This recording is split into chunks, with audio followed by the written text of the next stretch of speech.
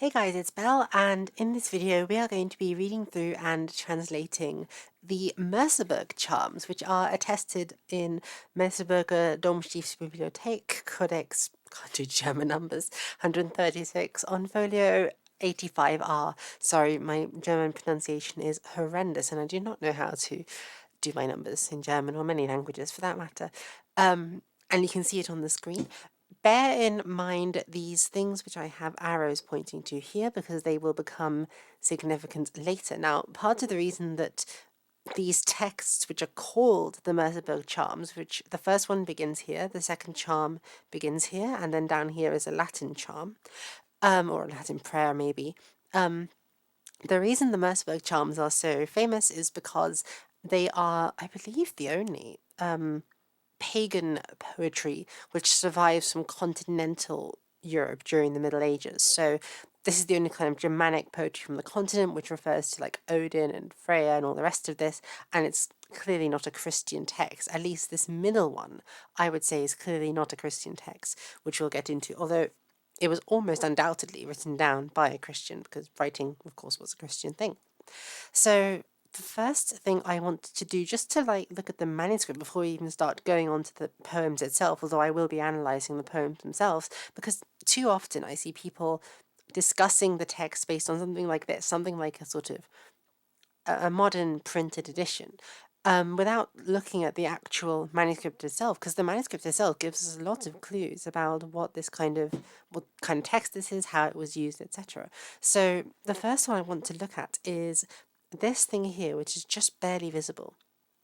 Now, I've not written over it so that you can like come to your own conclusions, but I've drawn lines around it here so you can see the shape of it, because my heavy suspicion is that this is a now very faded mark written by a scribe, because we have a scribe called Felix who writes his name here in various other parts. Now, I must confess also that I don't fully know what this is, because Felix is quite obvious there, but these last two letters, the last one's obviously a U, but this I'm not sure. Maybe it's another kind of X, maybe it's a T. Well, it would be very weird if it was a T or a P. It's confusing. I don't know what it is. It almost looks like an Egyptian ankh. But clearly this is his name, Felix, and we have another version of it here. Now, we can see from here and also here that the way that he writes his F, it looks like, a straight line with essentially a box at the end. And I hesitantly say that we have something like that here. It's not actually as clearly shown in this particular scan of it, but if we look on this like edited version of the page, we can clearly see a sort of line here.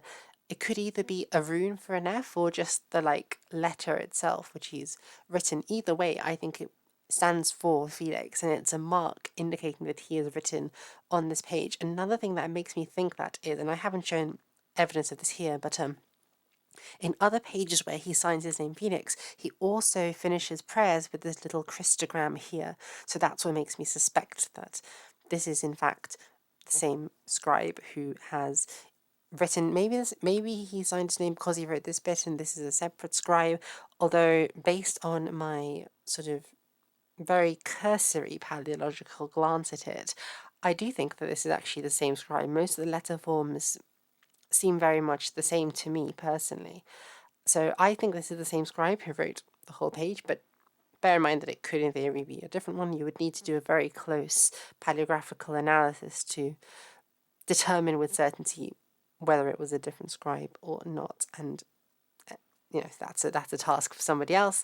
But either way, maybe Felix wrote these Old High German prayers as well, or maybe he just wrote the Latin. It's hard to say. But it's something to bear in mind as we go through reading this. And lastly is these two things here, the H with the two dots on either side, and the N with the two dots on either side. Now the H with the dots on either side is coming from one of the Merseburg charms, and the N with the dots on either side is coming from the Latin prayer. Bear it in mind as we go through and read the text itself, which I have laid out here. Now, as usual, if you want to pause the video and have a go at translating it yourself with the aid of the gloss, feel free to do so. And without further ado, I will read through it and give my own translation. Forgive me, as usual, if my old High German pronunciation is not the best. So, Eres satsun idisi, satsun herradorer, summa habt heftidun, summa herre lesidun, summa cluvodun undi cornovidi, inspring haftbandum in warwigandum, vol endi wardan warden ziholza, du ward demo baldris solon sin wats virenket, thu bigual en sinthgunt sunna era suister, thu bigual en fria vola era sister, thu bigual en wardan sulhi vola quanda, sosse berenki, sosse blotrenki, sosse liderenki, ben zibena, blot zibloda, lid zicaliden socium limida sin. And then the Latin, omnipotens impeterne Deus, qui facies mirabilia manna solus, pretende super famulum tuum, et super cunctas congregationes illius commissas spiritum gratiae salutaris, ut in veritate tui complatiant per pretium eius rorem tue benedictiones infunde. So what does this mean? So the first charm goes from Eris until Het at the end here. So the first line reads Eris Satsun Disi Satsun Hera Dwada means first of all the noble ladies Idisi, they sat here and they sat there. Summa haft heftidun, some of them sort of fastened bonds or fastened chains. Summa heri lesidun, some of them impeded the army, but bear in mind that this word heri can also refer to the leader of the army by a sort of metaphorical proxy. Summa cluvodun umbi corno vidi. So some of them, I'm reading this as related to the English word cleave, so they sort of cleave themselves, meaning they sort of embraced or clung to umbi clonovidi, around the fetters, basically. Inspring Haftbandum, and this is, I'm reading this as a imperative and a singular imperative. So inspring is like escape, Haftbandum, from the sort of the fetters, essentially, from the hostage fetters. Invar Wigandun, escape the warriors or flee the warriors. So this line is really mysterious. It's usually people we don't have no idea what on earth this means.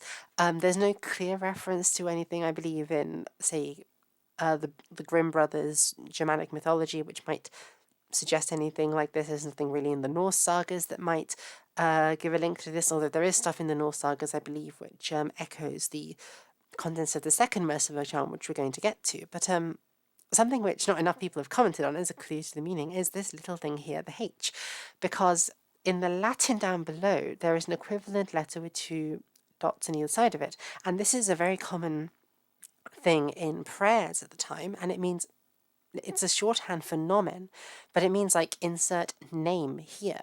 And I think that this letter H above is serving a similar function for maybe the Old High German Hate, meaning a title or a command.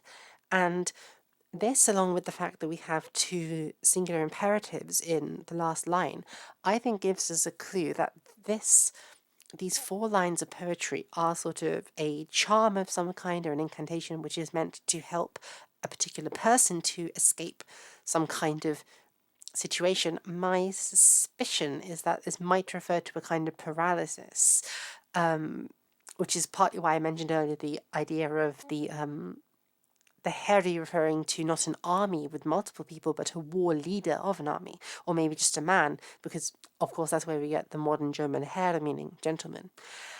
So I'm wondering if maybe the Idisi, these noble ladies, are actually a sort of vague reference to elves of some kind, and they might cause paralysis and cause injuries, because of course we know, as Alaric Hall has written in his book Elves in Anglo-Saxon England, that elves in the early Germanic literature are very often associated with causing injuries. So it's quite possible that these noble ladies who cause the person whose name you insert there to be bound are in fact some kind of elves.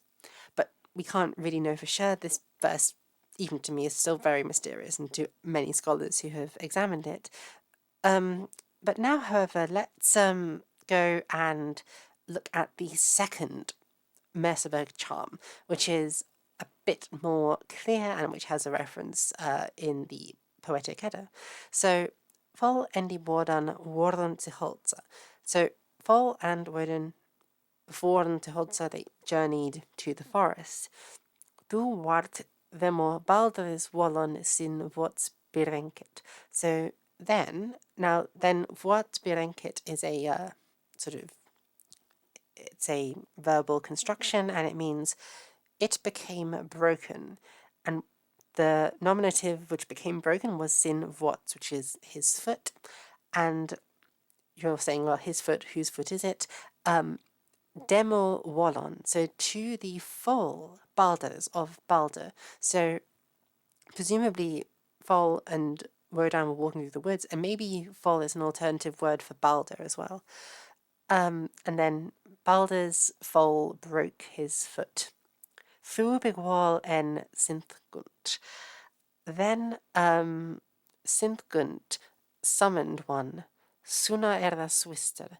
Now I'm reading this as Suna is a dative and then Erra Swister is her sister. So Synthgunt, the sister of Suna, began to summon one.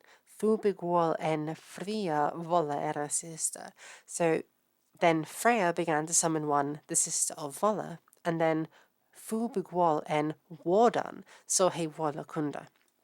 Then Woden summoned one as he well could, or maybe he invoked one as he well could.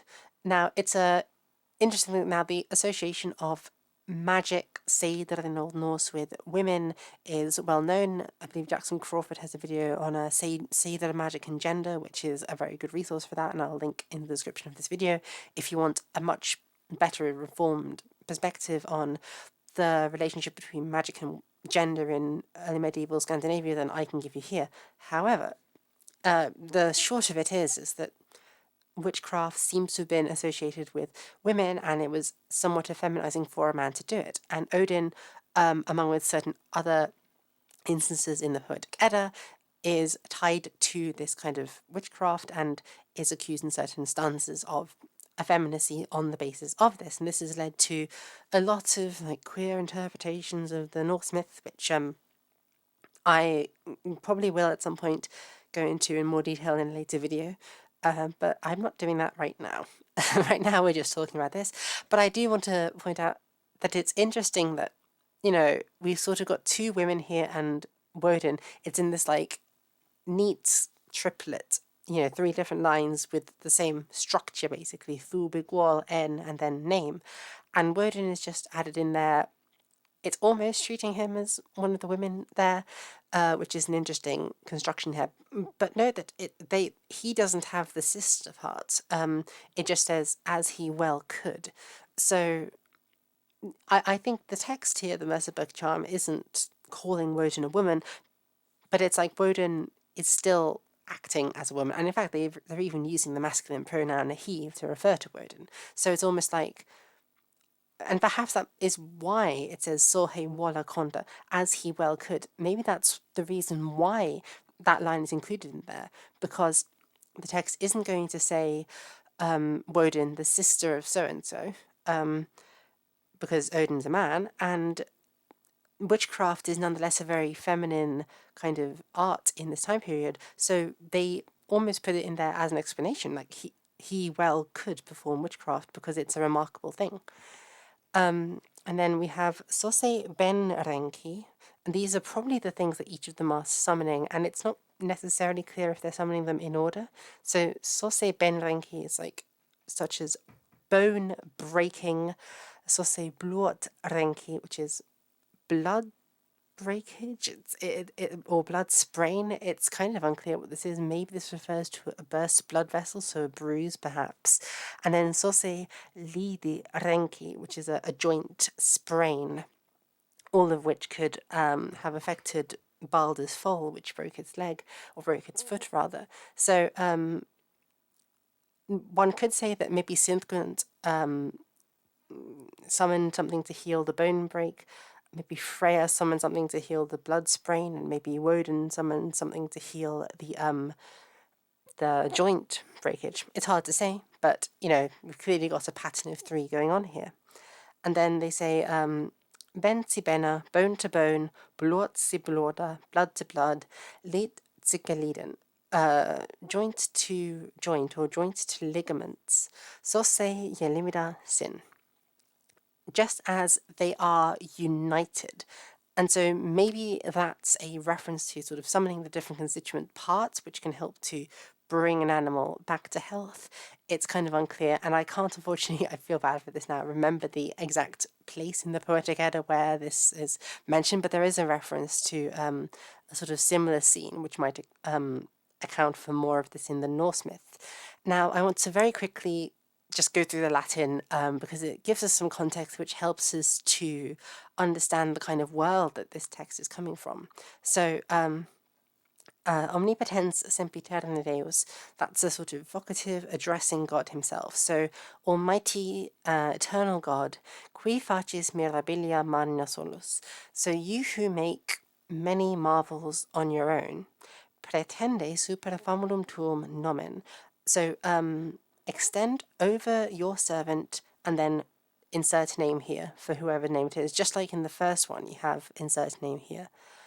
Et super cunctas congregationes ilius commissas, and over all of his assigned congregations. So this is implying probably that this person here, the servant of God being referred to here, is a priest. And then so they're asking God to give to him the spiritum gratiae salutaris, the spirit of salubrious grace or of healthy grace, et ut in veritate tibi complaceant, so that they may be pleasing to you in truth, per pretium, through the price, eis rorem tui benedictionis infunde, sort of pour into them the wettening or the bounty, tue benedictionis, of your blessing. And again, this is referring to God. So we learn from that Latin line at the end that certainly this poem is being, well, this, not poem, I should say, that the prayer is being said for a priest, maybe a priest who's new to a congregation, and so he needs a lot of good luck to get used to the area and to do a good job in his pastoral work. And so they're saying, this is a stock one. So whenever there's a new priest, you say this prayer, like, God, help this priest out.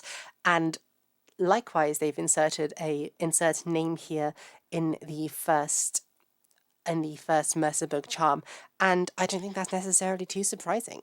One should note, I should say, that there is sort of a theme that runs through the first 2 of these, in that, like, there's the theme of bondage and not being able to move, which is in the first Merseburg charm, because of course, some of the ladies attached fetters, some of them impeded the army, they sort of clasped themselves around the chains. So there's clearly some kind of immobility as a theme in the first one, and then in the second one we have the theme of immobility because Balder's foal broke its foot, right? So, and therefore the whole party of the Aesir has to stop and heal this horse.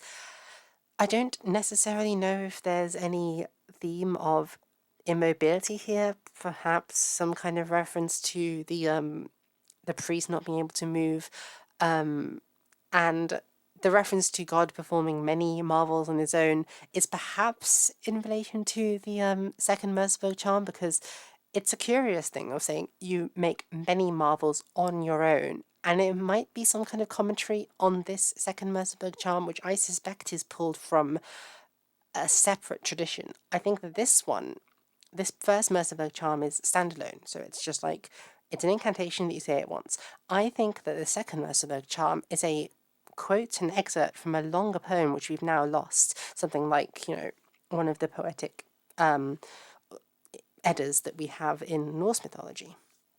But I think that this is an excerpt from a larger one, and it's been included because of the theme of immobility, and maybe this prayer, probably written in by Felix himself, is commenting on God's superiority to these pagan gods. It's saying, well, you, the pagans, needed Odin and Freya and what's her name again? I've forgotten the name of the other one. Synthgund. Yeah, that was it.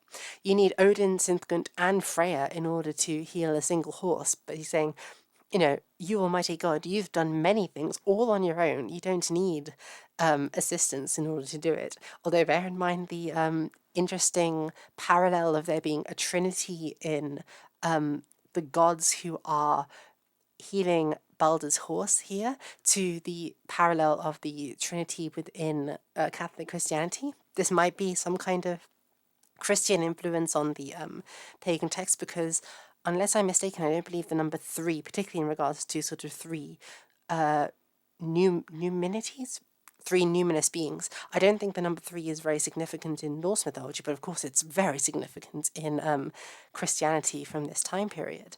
So I wonder if the reference to God doing many marvels on his own is a sort of a little dig at the Norse gods of the pagan past, even in this perhaps slightly Christianized form in which we encounter them here, saying that our God is still better than all of these, who we've included maybe for antiquarian interest in this manuscript. And so there we go. I hope you guys have enjoyed my read through and my commentary on the Merseburg charms. If you have any questions, feel free to ask, although I'm not an expert on this, and it's a text which has evoked all sorts of complicated scholarly interpretations. Thank you to my Patreon supporters who have made this video and other videos like it possible. If you want to join my Patreon, you can get tuition from me at lower than market rates in languages like Latin, Gothic, and Old English. So the link will be in the description of this video. You can feel free to join down there. You can also join my Discord server where I tend to post these glosses as images before I turn them into videos. So you can get sort of early access to them there. And we're also just a fun community of like-minded people. We get together, we share memes, we sometimes do movie nights. It's a good time. You should come and join us. And until next time, thank you guys so much for watching, and I hope you have a nice day. Bye, everyone.